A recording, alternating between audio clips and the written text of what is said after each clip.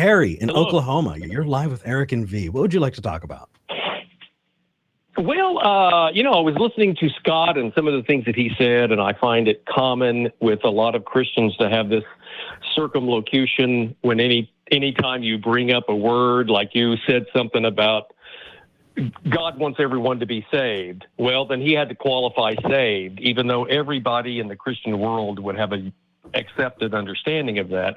And that Terry, kind of thank idea you. is what bothers So there are so many times. Do you understand that saying that's to be saved is Christianese? Like for people who weren't born and like lived in the church, people don't know what we're talking about. Like we're trying to meet you and we're trying to use the language. Exactly. I appreciate. You're trying to make them feel comfortable by using the verbiage that they use and the terminology, and then they want you to qualify it on your own standards, even though they won't accept them on their own. And that's one of the so things affirming. that I find frustrating. So the second Christian caller who we're going to talk to, or the second religious caller, that was an affirmation I'm going to take with me all day. Terry, you are already on Terry Eric's gets a good star. side. Yeah, you get brownie points. What did you want to talk about today, I love though? that. Now, all right, let me confess one thing. I've only watched one episode, and that was a couple of weeks ago, but I thought the show was thoughtful and polite and worthwhile. So I wanted to call back to you, and I have a variety of topics we could discuss, but I think the first thing I'd like to mention Just be aware that we're probably only going to have time for one. We spent a half hour on that last call, and I feel really bad. All right. So he got going there, and I appreciate everything he was coming from. But like the idea that there is physical evidence on the earth for the veracity of the biblical narrative. Okay. Cool. Like what? That's what I would want to present. Okay, Sure. Let's say Jebel al-Lawz. Do you know what that mountain is? Could you spell it? JEBEL-AL-LAWZ. Yes, I do, actually. Now, starting in the 60s, several people made excursions there and found a variety of things. And among the things that are found there are the fact that the mountain goes up to a certain point, and then there was a line of demarcation, and then everything above that is a different color. It's black, and below it is kind of a peach color. Mm-hmm. And if you break the rocks open that are black, they're actually the peach-colored rocks that have been scorched. Mm-hmm. So that would be exactly what you would expect to find if that mountain had been on fire when Moses went to the mountain. You know what's funny? I actually don't know if it was investigated by other people, but that investigation was I understood it when I was investigating Ron Wyatt. Are you specifically talking about Ron Wyatt? Well, there's been several people subsequent to Ron Wyatt, but Ron was like one of the first Anglos to be in that part of the world. But there is a oil field engineer named Jim Caldwell, Jim and Penny, his wife. He was an ExxonMobil, I believe, oil field engineer, and ended up in Saudi Arabia, and then made a venture out there and discovered a lot of the same things. Basically, I got you. Basically the same things that Ron had found. But if you follow the biblical narrative, then the description of Jebel al-Lawz as Mount Sinai makes perfect sense. If you try to make the argument that the term Red Sea is accurate, which it is not, it's actually called the Yam Suf that was crossed, so you end up in a different location than people claim. Well, let's start with the Sinai thing, and just for people who were not religious, who have no idea what we're talking about, early in the Old Testament, Moses goes up this Mount Sinai and speaks to God, and God gives Moses the 10 Commandments, and the idea of the blackened top of the mountain is part of that story. Mm-hmm. So here's the deal, Terry. When it comes to archaeology, there's a process. Yes. And that process takes time, right? It takes investigating. It takes plotting out each area, and Yes. very, very carefully making sure that you're understanding what substrate is what, and how that goes across. Did you know I was actually handed a piece of rock from? I was told that it was from that mountain. Oh, interesting. Well, I did Yeah. not know that. No. Absolutely, it was volcanic rock. Well, then it would not be the rock that was taken from that mountain, because that is not a volcanic mountain. That was the rock taken back by Ron Wyatt.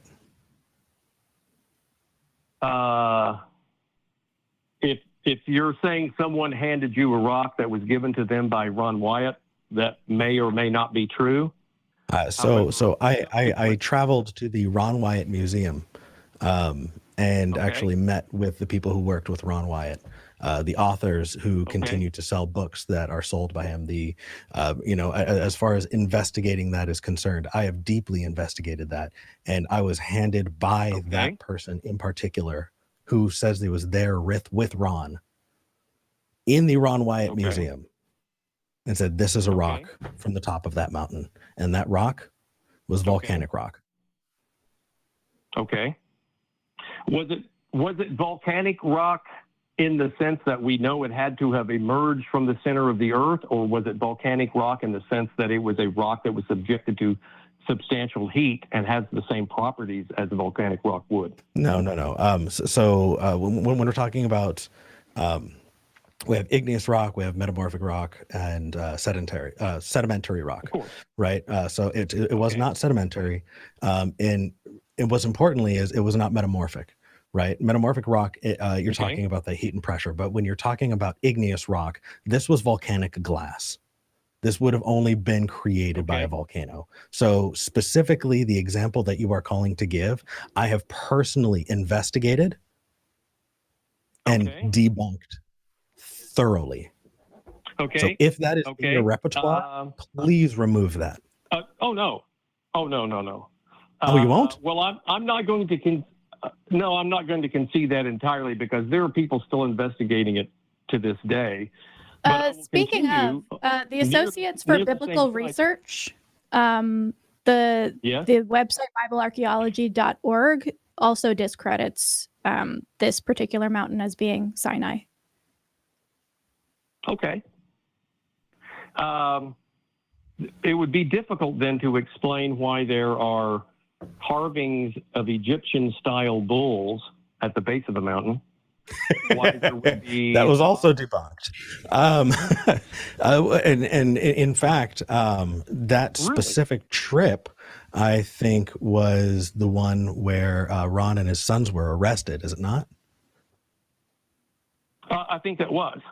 Yeah, they traveled through illegally into I believe it was it Saudi Arabia? Yeah. Into Saudi. Yeah, they went from Jordan to Saudi Arabia, yeah. Yeah. His sons went on record later admitting that there have been subsequent his journeys sons by people, and also the Saudi government has fenced the area off and put a sign that says it's an archaeological site. So Terry, his sons later on admitted to having planted evidence with their father. Not only that, but we are no longer talking about archaeology. We're talking about someone who thinks that they're Indiana Jones. I'm actually working on a series on it with my buddy Holy Kool-Aid. I suggest you check out his channel. And we are going to be going into that. We've already gone into Ron Wyatt's account of discovering Sodom and Gomorrah. I am eyeball deep in it currently. So I will tell you now. I'd be curious to see what comes out on the other side. I would love that. And I would love for you to watch it and call back, because here's the thing, Terry, that kind of evidence, it is so degrading to the profession of archaeology. It is so, I mean, dude, do you know how when Ron Wyatt said he found the Tower of Babel, do you know how he found the Tower of Babel, Terry? I don't know anything about the Tower of Babel, about his he was flying in an airplane. In fact, I know, hang on one second. Let's go back. Let's step back. basically, I know who Ron Wyatt is. I'm familiar with what he's done, but I'm not really basing what I am seeing solely on his work. There have been subsequent people, and a lot of what they have done to follow up is stuff that I have followed. Totally understood. What they have not done is archaeology. And that's the point. Then we might shift to archaeology then. And I think that's a wonderful field to study. I suggest you look up a channel called Religion for Breakfast that goes over a bunch of those sites. And I think that would be a really, really great resource for you. Okay, that'd be fine. I will certainly say that again. Religion for Breakfast. The dude's not even an atheist. Religion, but he's just a PhD archaeologist, and he is entirely he loves talking about the history of the Holy Land and that whole area. And I think that'd be interesting for you to check out. Okay, well, that'd be great. Now let's say. Let's say the Babylonian Chronicles. Terry? Nebuchadnezzar's campaign in Jerusalem. Terry? Yes? I would love to talk about the Babylonian exile. You have no idea how much it breaks my heart, but we have to have time for other callers. Please check out those channels and call back, okay? Hey, listen, I absolutely will. I appreciate you guys' courtesy and the whole thing. I think that what you guys are doing is definitely worthwhile. I'm definitely going to be calling you back, and have a nice day. You too. Thanks, take care, Terry. brother. You too. Bye-bye. Bye. Oh, I've been so ready for that. You have no idea. Months I've been waiting for someone to talk about it. I knew. I was just it made me so happy. So I mean, for people who are watching and going, wow, this is so niche and esoteric, I have no idea what's going on. Here's the thing. There is a narrative in the Old Testament. The narrative is that Jews were slaves in the land of Egypt, that they left, that they spent 40 years in the desert, that they went into the land of Canaan, that they fought with a bunch of tribes, and that you wind up having the establishment of a united kingdom, and just continuing. And what you're seeing in a lot of those early books is what I would say the justification by that group to tell their own story. Yeah. And I think every society has their story, right? And how you identify that. Well, that's like the United States has a mythology too. Yeah, exactly. Right? And you can go back. Was there a cherry tree? No, there wasn't. There was not, like, that was. But George Washington existed. Right. But did he pray at Valley Forge? Well, that was also an artist's interpretation, right? Like there are so many ways in which we build a mythology around our own culture and our history. It makes perfect sense that this would be part of that. I was so excited for you that you got to do that. Thank you. I know I just totally railroaded through the whole thing, and I'm sorry. I really did love that. That's fine. But one thing that I will say, I loved Terry. Very civil caller, very nice guy, sounds like. I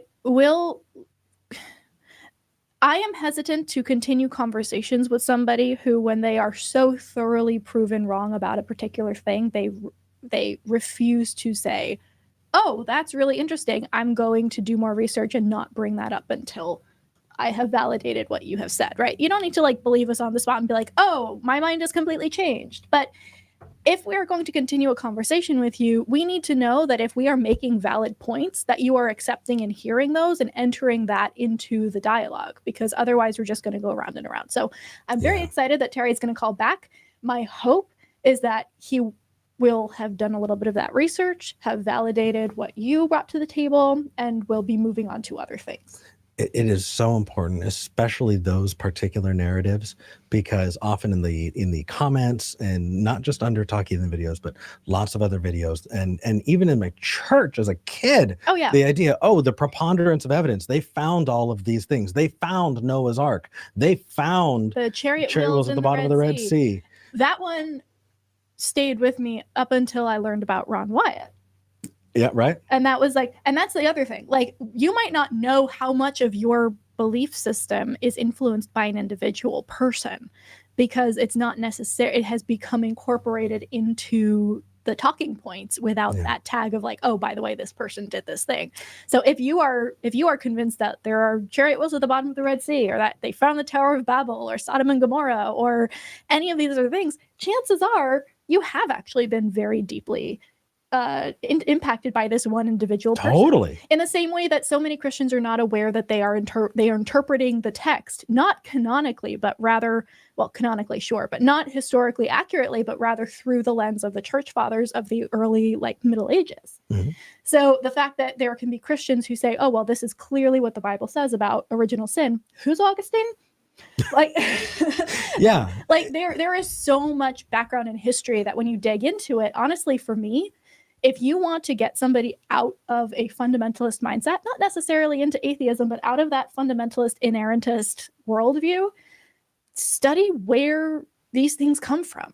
And look for the indicators as well of what good research looks like, what archaeology and what the process of archaeology looks like, and making sure that the sources that you're citing have actually done the legwork, have the credentials, and have demonstrated that what they've done has met those burdens of proof set out by the field that they're in. Exactly. So it's crazy, and it actually is a real bummer. And I hate that it happens to archaeology, because you find somebody who passes themselves off as a medical doctor, they're going to be found out pretty quickly. You find somebody who passes themselves off as an archaeologist, it can be a lot harder. Thanks, Indiana Jones.